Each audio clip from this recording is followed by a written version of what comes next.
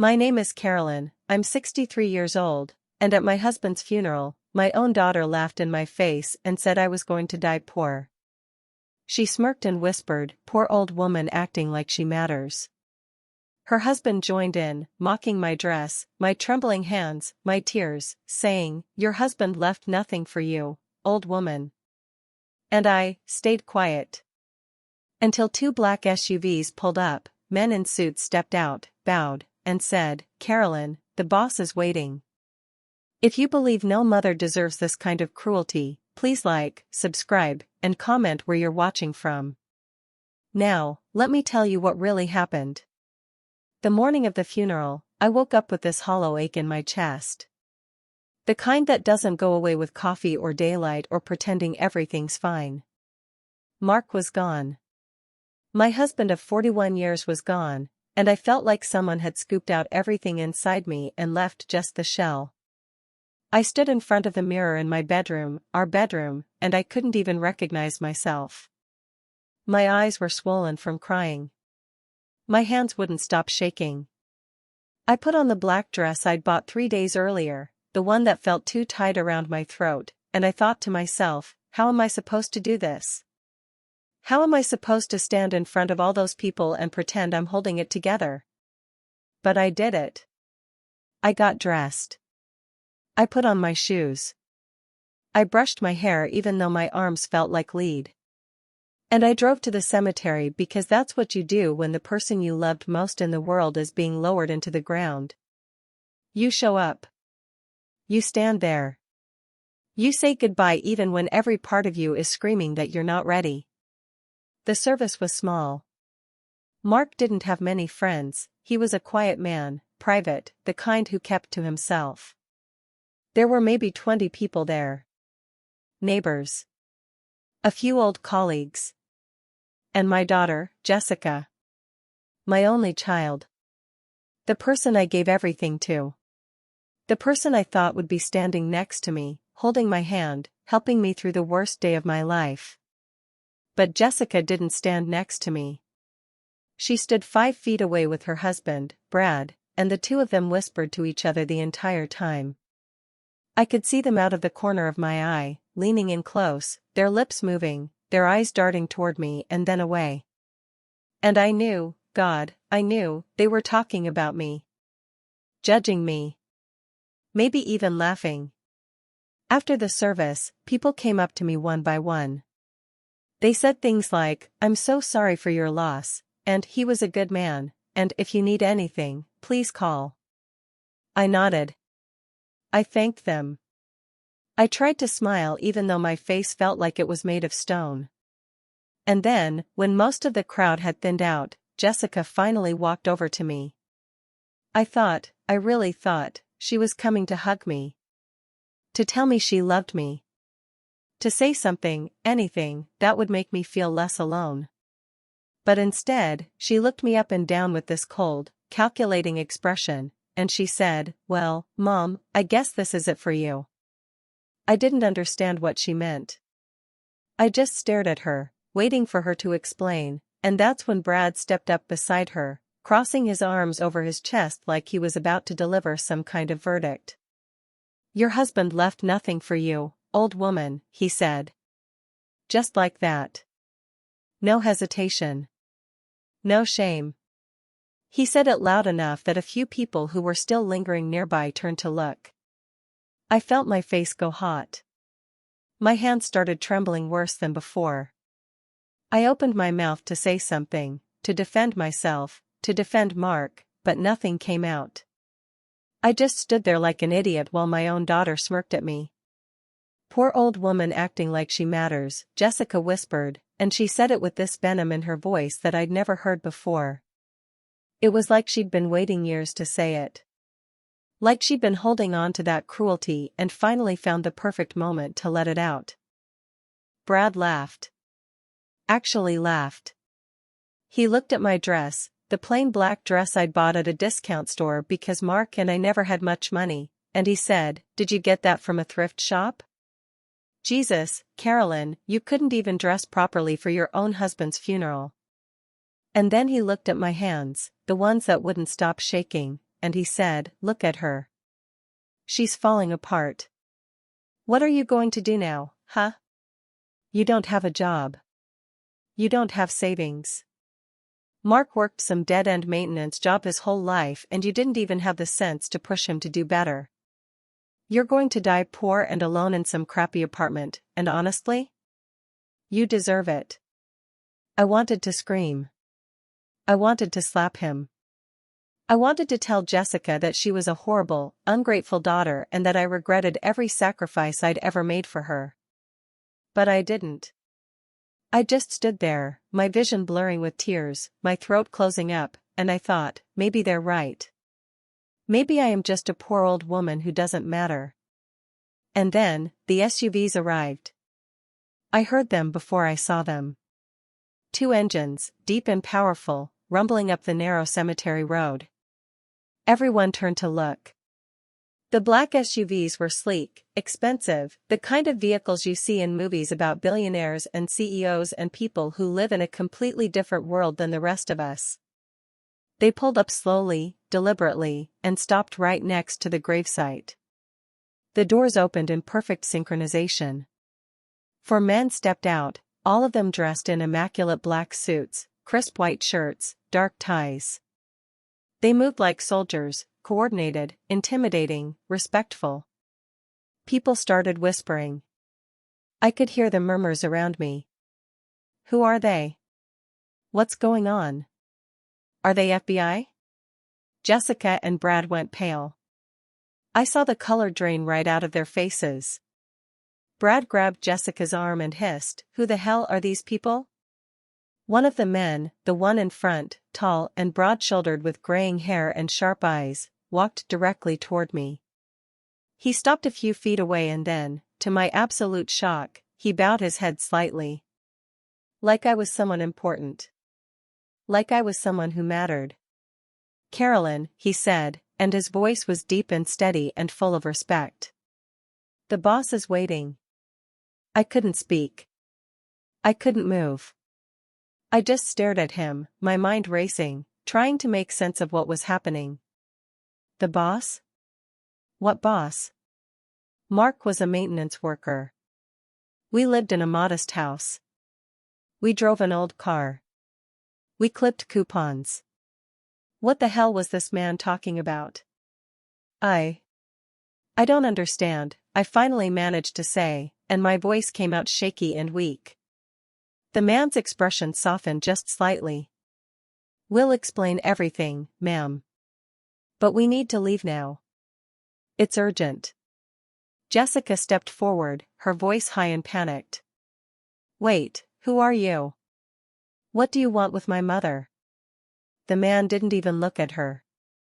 He kept his eyes on me, waiting for my response. And something about the way he stood there, so calm, so certain, made me feel like maybe, just maybe, I wasn't as powerless as I thought. "Okay," I whispered. "Okay, I'll come with you." The man nodded and gestured toward one of the SUVs. Another man opened the back door for me, and I walked toward it on legs that felt like they might give out at any second. Behind me, I could hear Jessica and Brad arguing in frantic whispers. "What the hell is this?" "I don't know, but we need to find out." "Do you think she's been hiding money?" "She better not have been." I climbed into the SUV, and the door closed behind me with a heavy, final thud. The interior was pristine, leather seats, tinted windows, the faint smell of expensive cologne. The man who had spoken to me got into the front passenger seat, and the driver pulled away smoothly, leaving the cemetery and all those shocked faces behind. For a few minutes, no one said anything. I sat there gripping my purse, my heart pounding so hard I thought it might burst out of my chest. Finally, I couldn't take it anymore. "Who are you?" I asked. "What's going on? Why did you call Mark the boss?" The man in the front seat turned to look at me, and his expression was kind but serious. "Mrs. Carolyn, my name is Charles. I was your husband's business associate. And I'm here because Mark wanted to make sure you were protected." "Protected from what?" I asked, my voice rising. Mark was a maintenance worker. We didn't have money. We didn't have anything. Charles exchanged a glance with the driver, and then he said, that's what he wanted everyone to believe. But the truth is, Mark was one of the most successful businessmen in the state. He owned properties, companies, investments. He built an empire, Mrs. Carolyn, and he did it all in secret to keep you safe. I felt like the air had been sucked out of the car. What? Charles reached into a briefcase at his feet and pulled out a thick folder. He handed it to me, and I opened it with trembling hands. Inside were documents, dozens of them. Property deeds. Business contracts. Bank statements with numbers so large I couldn't even process them. And at the top of one of the pages, in bold letters, was Mark's name. Not Mark Mitchell, the maintenance worker. Mark Mitchell, CEO. Owner. Founder. This can't be real, I whispered. It's real, Charles said. Your husband spent his entire life building this for you. He lived modestly because he didn't want anyone to know. He didn't want people like your daughter and her husband to come after you. He always knew, that if word got out, you'd be surrounded by vultures. So he kept it hidden. And he left everything to you. I stared at the documents, tears streaming down my face. Mark. My quiet, humble, hard-working Mark. He'd been protecting me this whole time. He'd been building something incredible, not for himself, but for me. And I'd never known. Why didn't he tell me? I asked, my voice breaking. Charles's expression softened. Because he loved you. And he knew that if you knew, you'd worry. You'd insist on helping him. You'd make sacrifices you didn't need to make. He wanted you to live a simple, peaceful life. And he wanted to make sure that when he was gone, you'd be taken care of. I couldn't stop crying. I pressed my hands to my face and sobbed, and Charles and the driver said nothing. They just let me cry. Let me process. Let me grieve not just for the man I'd lost, but for the man I'd never fully known. When I finally calmed down enough to speak, I asked, how much? Charles hesitated, then said, your net worth, as of this morning, is approximately $470 million. I thought I was going to faint. $470 million. That number didn't even sound real. It sounded like something from a movie or a fairy tale. Not something that belonged to me. Not something that belonged to a 63-year-old widow who'd spent her whole life clipping coupons and shopping at discount stores. I don't know what to do with that, I said. Charles turned fully in his seat to face me. You have options, Mrs. Carolyn. You can sell everything and live comfortably for the rest of your life. You can hire people to manage it for you and never think about it again. Or, you can learn. You can step into the role Mark built for you and take control of the empire he left behind. I looked down at the documents in my lap. At Mark's name on every page. At the legacy he'd built in silence and shadow. And I thought about my daughter. About the way she'd sneered at me. About the way Brad had mocked me. About the way they'd both assumed I was nothing. Worthless. A burden. I want to learn, I said, and my voice was stronger than it had been all day. I want to understand what Mark built. And I want to honor his memory by protecting it. Charles smiled. He knew you'd say that. Over the next few days, Charles and his team walked me through everything. They showed me properties I didn't know Mark owned, apartment buildings, commercial real estate, warehouses. They showed me businesses he'd invested in, tech startups, manufacturing companies, restaurants. They showed me accounts with balances so large I had to read them 3 times just to make sure I wasn't imagining the zeros. And they told me stories. Stories about Mark that I'd never heard. How he'd started with nothing, just like me. How he'd worked 2 jobs, then 3, then built his first business from the ground up. How he'd been ruthless in negotiations but generous with his employees. How he'd always made sure his money was clean. Legal. Ethical. He could have been even richer, Charles told me one afternoon as we sat in a conference room overlooking the city.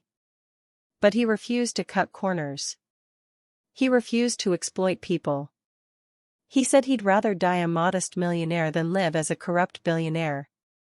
That sounded like Mark. That sounded exactly like the man I'd loved.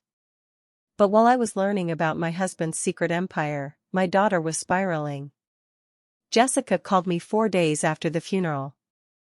I almost didn't answer, but something made me pick up the phone. Mom? Her voice was sugary sweet, so fake it made my stomach turn. How are you holding up? I'm managing, I said carefully. Good. Good. I'm glad. Listen, I wanted to apologize for, at the funeral. Brad and I were just stressed. You know how it is. We didn't mean anything by it. She absolutely meant it. Every word. But I didn't say that. I just waited. So, I wanted to ask you something, Jessica continued. That thing at the funeral, with the SUVs and the men in suits, what was that about? Ah. There it was. She wasn't calling to apologize. She was calling to snoop. It was nothing, I said. Just some business associates of your father's. Business associates? Jessica's voice went up an octave. What kind of business associates? Dad was a maintenance worker. He had some investments, I said vaguely. There was a long pause. Then Jessica said, investments. Right. Well, actually, that's kind of why I'm calling. Brad and I are going through a rough patch financially. His company is downsizing, and we've got some bills piling up.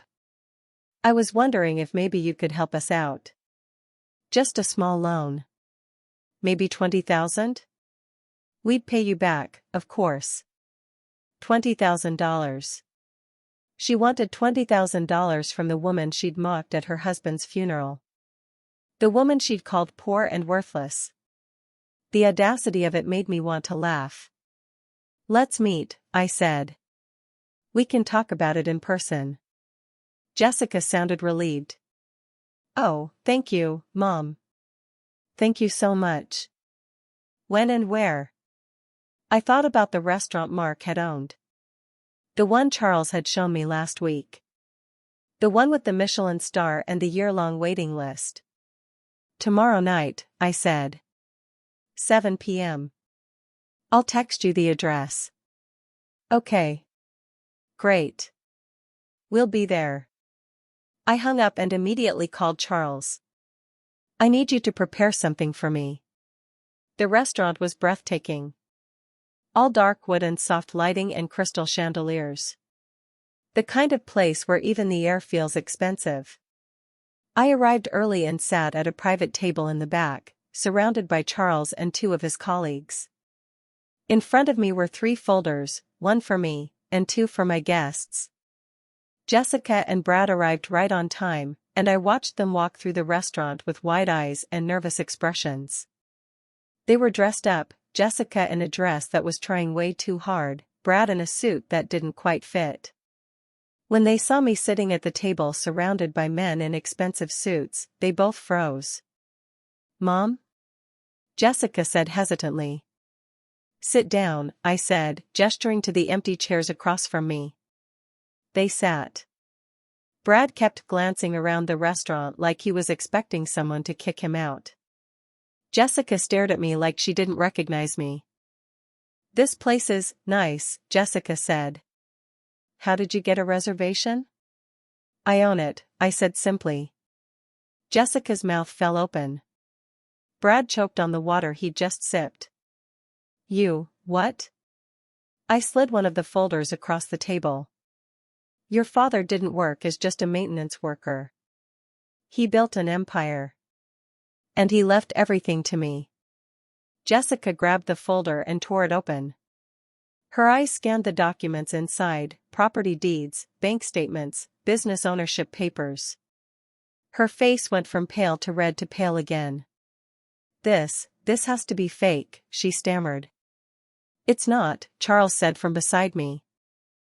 "Everything in that folder is legitimate.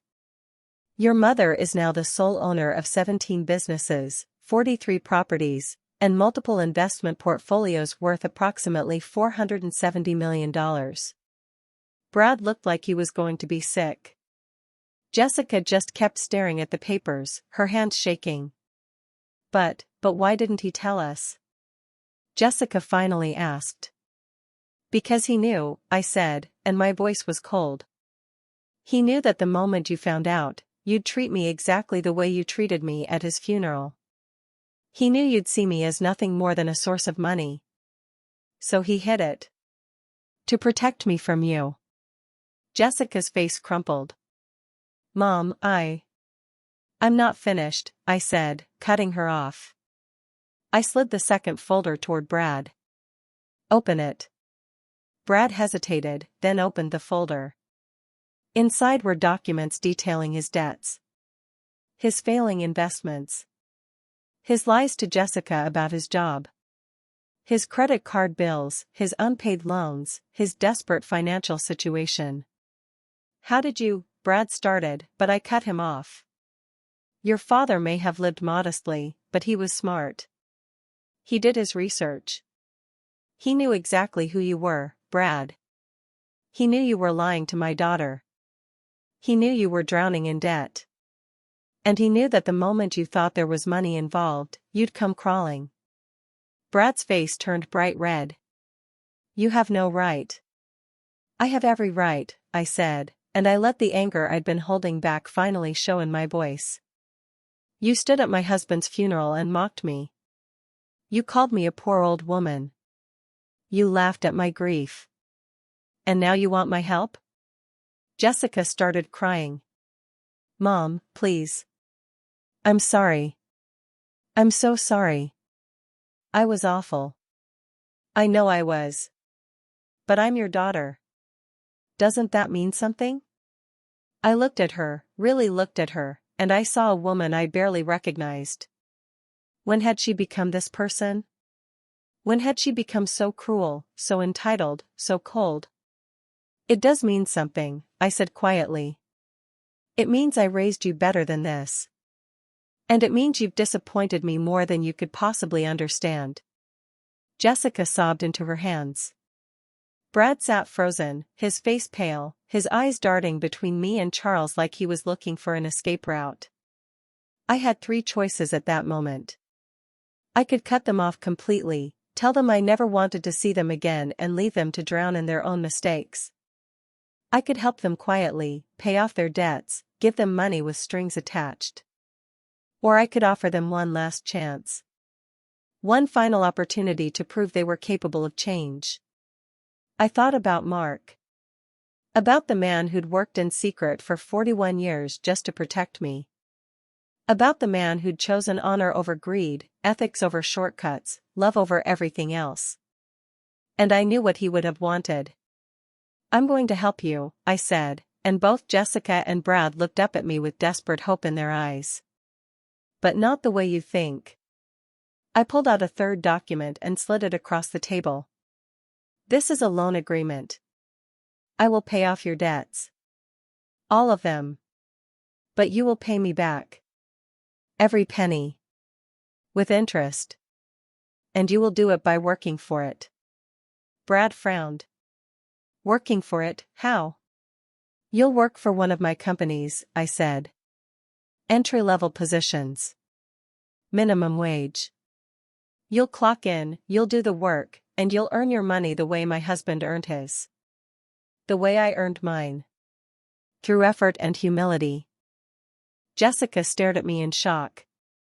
"You want us to work minimum wage jobs?" "I want you to understand what it means to struggle," I said. I want you to know what it feels like to be looked down on, to be dismissed, to be treated like you don't matter. Maybe then you'll understand what you did to me." Brad stood up, his chair scraping loudly against the floor. "This is insane. We're not doing this." "Then leave," I said simply. "Walk out that door, and you'll never hear from me again. But your debts will still be there. Your lies will still be there. And eventually, everything you've built will collapse." Brad looked at Jessica, waiting for her to protest, to argue, to stand up for him. But Jessica just sat there, staring at the loan agreement, tears streaming down her face. "I'll do it," she whispered. "I'll do whatever it takes." Brad gaped at her. "Jess, you can't be serious." "I'm serious," she said, and she looked up at me with red, swollen eyes. "I'm so sorry, Mom. For everything. I don't expect you to forgive me. But I want to try to make this right." I nodded slowly. "Then sign the agreement." Jessica picked up the pen with shaking hands and signed her name. Brad stood there for a long moment, his face twisted with anger and humiliation, and then finally, he sat back down and signed too. "Good," I said, standing up. Charles and his colleagues stood with me. "You'll receive instructions tomorrow about where to report and when. Don't be late." I walked out of that restaurant with my head held high, and for the first time since Mark died, I felt like I could breathe. I felt like I could stand on my own. I felt like I mattered.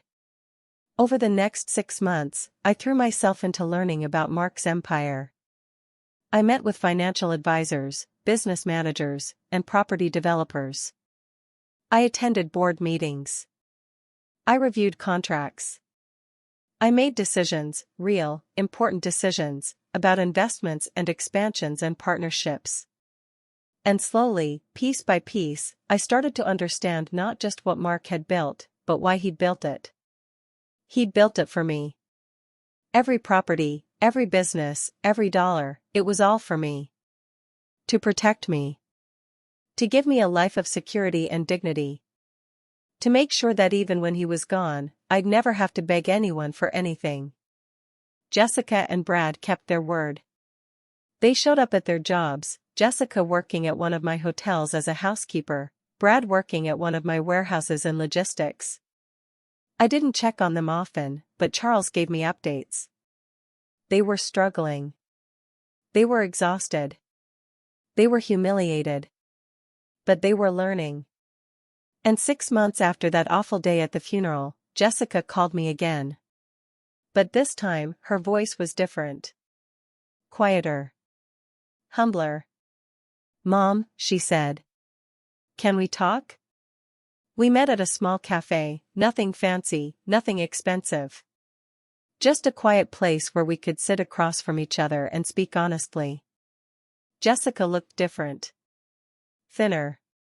Tired. Her hands were rougher, her nails unpolished. She looked like someone who'd been working hard.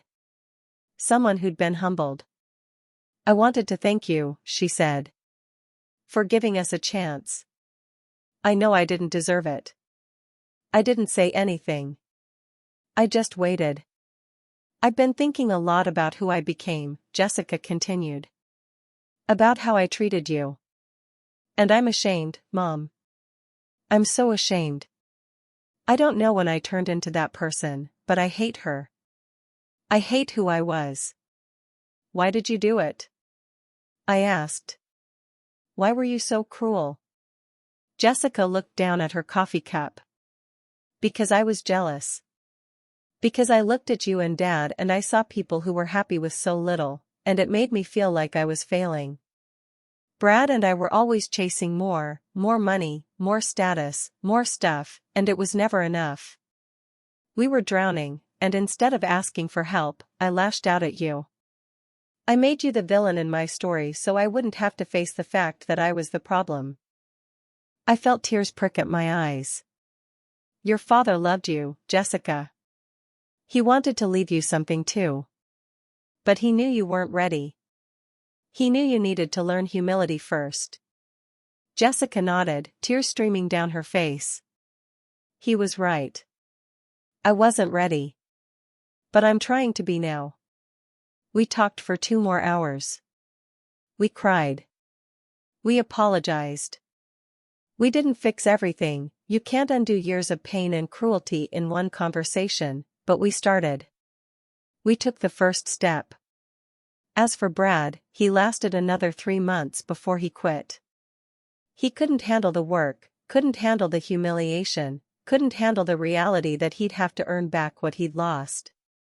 Jessica divorced him 6 months later. She said it was the best decision she'd ever made. Now, it's been 2 years since Mark died. 2 years since those black SUVs pulled up at his funeral and changed my life forever. I'm 65 now, and I'm not the same woman I was. I'm stronger. Smarter. More confident. I run Mark's empire with the help of people like Charles, but I make the final decisions. I've learned to trust my instincts, to stand my ground, to demand respect. And every day, I think about Mark. About the man who loved me so much he spent 41 years building a kingdom just to make sure I'd be safe. He never got to see me step into this role. He never got to see me become the woman he always believed I could be. But I like to think he knows. I like to think that wherever he is, he's proud of me. Proud that I didn't let Jessica's cruelty break me. Proud that I honored his legacy. Proud that I finally learned what he spent his whole life trying to teach me, that I've always mattered. That I've always been worth protecting. That I was never just a poor old woman.